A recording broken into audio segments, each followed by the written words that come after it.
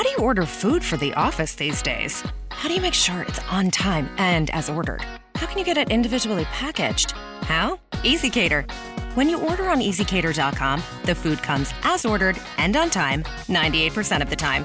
And when there's a problem, which is practically never, Thank you for calling EasyCater. you can reach someone in about 9 seconds. How do you order 24/7 from more than 80,000 restaurants? How? EasyCater. Order 24/7 on EasyCater.com. This spotlight on Bay Area Black leaders is brought to you by the Black Experience on Xfinity. Hi, my name is Gabor Basri. I have been a professor of astrophysics at the University of California, Berkeley for 40 years. During most of that time, I was the only black faculty member in the entire Division of Physical Sciences and was the most published black astronomer in the country. I study stars, how they form, their magnetic fields, and other topics. I was the discoverer of the missing link between stars and planets, a kind of failed star. I also worked on diversifying academia in various ways, eventually becoming the founding vice chancellor for equity and inclusion at UC Berkeley. Brought to you by Black Experience on Xfinity, a first-of-its-kind curated destination sharing Black stories, celebrating Black culture.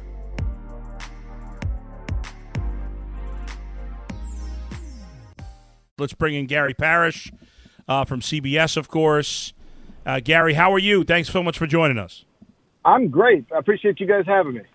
Yes, absolutely. Cavs, for many years, got a lot of luck in terms of the lottery with LeBron, certainly, with Kyrie Irving, with Andrew Wiggins, Anthony Bennett. That luck didn't work out. But in recent years, they haven't gotten luck in the lottery. They've been complaining about that. I guess you can't build a team unless you get lucky. Well, this year they've gotten some luck. They picked third. Gary, where is the dividing line for you in terms of, I've heard some people say it's 4 guys, some 5, some 6. Where is the dividing line for you and where that first talent drop-off is in this draft? Well, I think the first drop is from 1 to 2. Okay. I'm not a believer that Cade Cunningham is a sure thing like LeBron James or Anthony Davis or what Zion Williamson appeared to be coming out of college. With those drafts in 2003, 2012, and I guess 2018 or 19, it was pretty obvious. No matter which franchise got the number 1 pick, you had to take that guy. I don't know that I'm that certain about Cade Cunningham, but I do believe he should be the first player selected, regardless of which franchise was picking first. As it is, it'll be Detroit, and I'll be shocked if Cade isn't selected first overall and playing for the Pistons next season. So I think the first drop is 1 to 2, although I acknowledge reasonable people can disagree. And then after that, I think it's 4 to 5. So if you want to loop Cade in with the other 3 that you see at the top of most mock drafts, Jalen Green, Evan Mobley, Jalen Suggs, I do think there's a drop-off from 4 to 5. So if you're Cleveland, you feel, I think, really good about picking third, because you know that an elite prospect who projects as a possible, and I emphasize the word possible because, outside of LeBron James, you can never be for sure. But at 3, you're going to be able to select a possible future all-star and add him to a roster that's already got some interesting young pieces. Who do you like at 3? Jalen Green? Yeah, it depends on who goes to. Like, for the sake of the conversation, let's assume that Cade Cunningham goes number 1. And then it depends on what happens at number 2. If the franchise picking second, the Rockets go Evan Mobley, I think you go Jalen Green. If they go Jalen Green, I think you go Evan Mobley. If they go Jalen Suggs, now I think you've got a decision to make, and it gets really hard picking between Mobley and Green. And, man, I go back and forth on that one just about every single day. At CBS, we've been doing what I'd like to think are pretty thorough breakdowns of some of the lottery prospects. And I tell you, after we did the Evan Mobley breakdown, I was like, that's got to be the guy. And then we did the Jalen Green breakdown, and I'm like, I don't know. I think this has got to be the guy. So reasonable minds can disagree, and that's something that the Cleveland organization is going to have to sort through if you're picking between Mobley and Green. But I think the more likely scenario is probably that even though I love Jalen Suggs, the Rockets go Mobley or Green at number 2, and then the one that's not picked falls to you and you just snatch him right up. Because I love Suggs, but from a positional perspective, I just don't know if you're Cleveland wanting to add him given the pieces that you already have on your roster and the other options that could be available. We're talking with Gary Parrish, CBSSports.com, 92.9 FM in Memphis. Gary, you talked about the pieces they have. Right now they're paying a lot of money to Kevin Love, and he's locked in for another 2 years. Colin Sexton and Jared Allen are both set for contract extensions. We were saying the other day, I don't see how you pay both of them max money. Neither one's a superstar. They're both good players, but not superstars. Do you think the Cavs decide which one they want to pay, and then if they were in that situation to decide between those two guys, that would factor in? Or do you think they draft a guy and then make the decision on the veteran after? I think you want to get through this draft before you do anything else and see exactly what you're operating with. And then, just because you can extend somebody for a lot of money doesn't mean you have to extend somebody for a lot of money.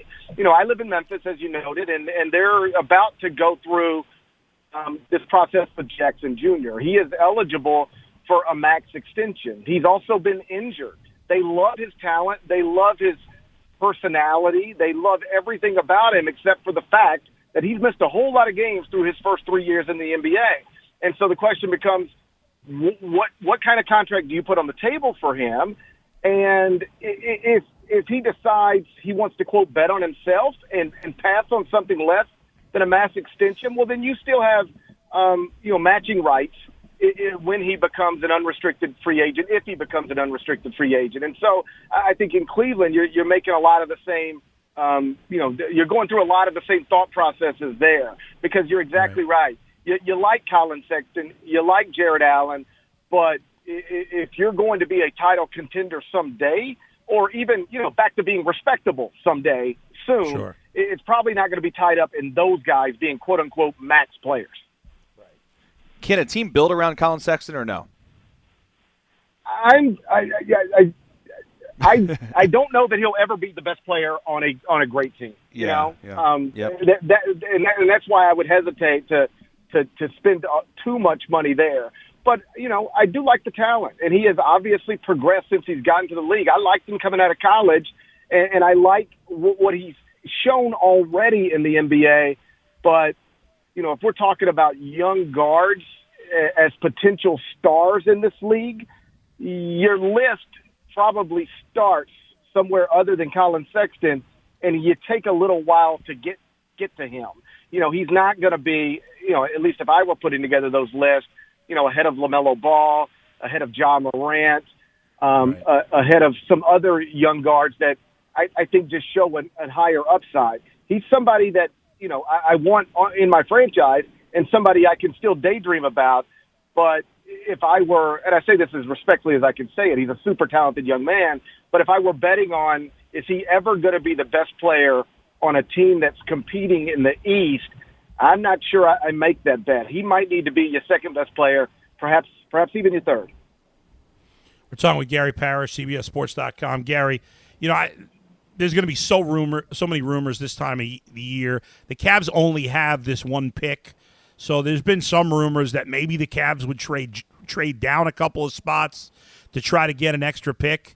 But you're talking about the dividing line for you, or at least the second dividing line for you being after 4. So even if the Cavs traded down to 6, do you think that would be a huge mistake? It's hard to talk about what huge mistakes would be, given how often we, and I include myself in this, are wrong about the NBA draft. Sure. Once upon a time, if somebody would have taken Giannis Antetokounmpo in the top 5, that would have been ridiculed and ripped as the worst pick in the history of the NBA. Turns out it would have been pretty smart. So, I'm actually an example of this from last year, and I don't hide from it. I thought the Knicks were really, really reaching to take Emmanuel Quickley at 25. And I said so, live on television. And that has been retweeted to me roughly 5 billion times by Knicks fans over the past year, because I don't know that Emmanuel Quickley is ever going to be a star, but he was clearly a nice pick at 25. I was wrong about that. I never forget that. So I don't speak in absolutes about drafts in any sport, even this one that I'm paid to cover.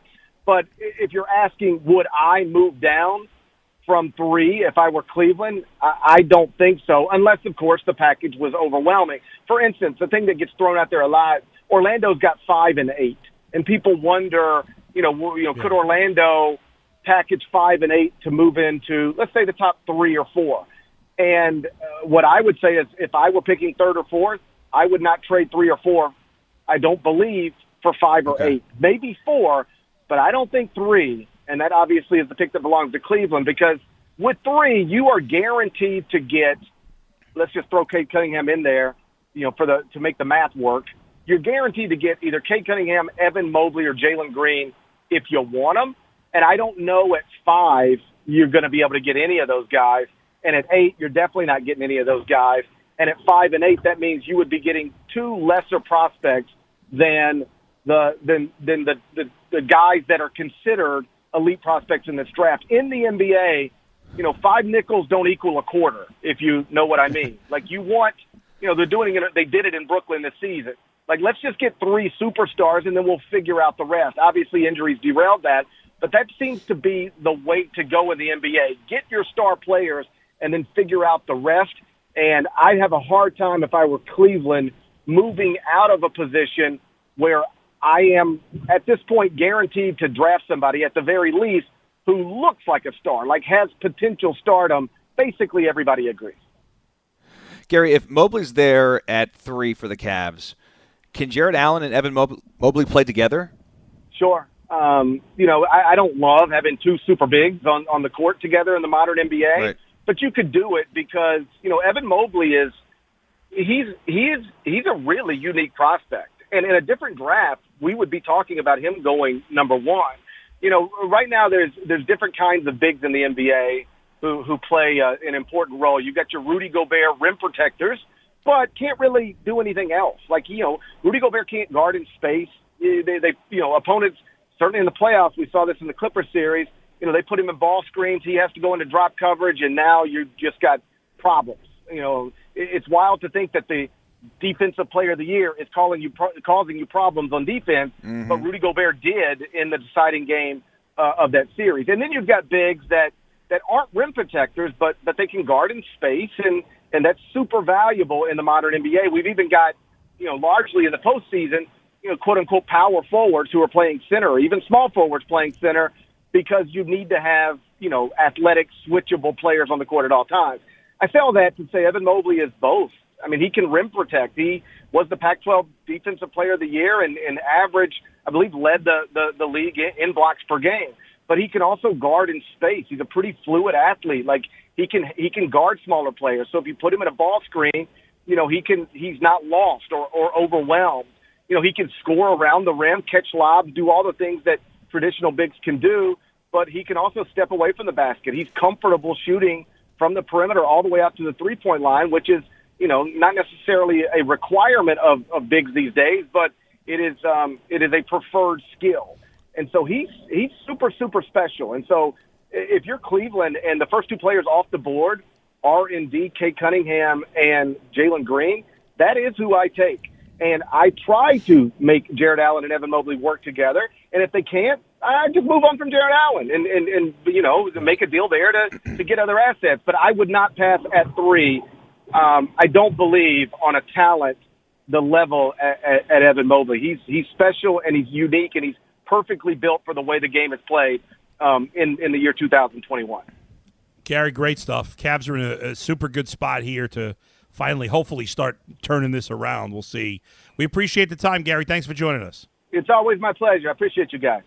Thanks, Gary Parrish, CBSSports.com and 92.9 in Memphis. Why is there a harbor seal walking around the office? Oh, that's our new CEO. Come again? Well, apparently they didn't order through EasyCater for the board meeting, and when the food didn't arrive, they kind of lost focus. Next thing you know, we have a seal as our CEO. Did I say something wrong? No, she just wants a mackerel. Here you go. Bad ideas happen when there's no food for the meeting. So make sure it's on time and as ordered from more than 80,000 restaurants. How? EasyCater. Thank you. I just got promoted. Order 24/7 on EasyCater.com. Introducing Odyssey exclusive stations. We've curated hundreds of new music stations available only on Odyssey by music fans for music fans. Check out our Masters of Metal, playing the pioneers of heavy metal, or Katie Neal's Leading Ladies for a salute to the women of country. Like K-pop, Odyssey has that too. We've even invited a few of our famous friends to create stations just for Odyssey listeners like you. It's your pop, country, rock, hip-hop, 80s, fun, jam band, yacht rock soundtrack for your day by Odyssey.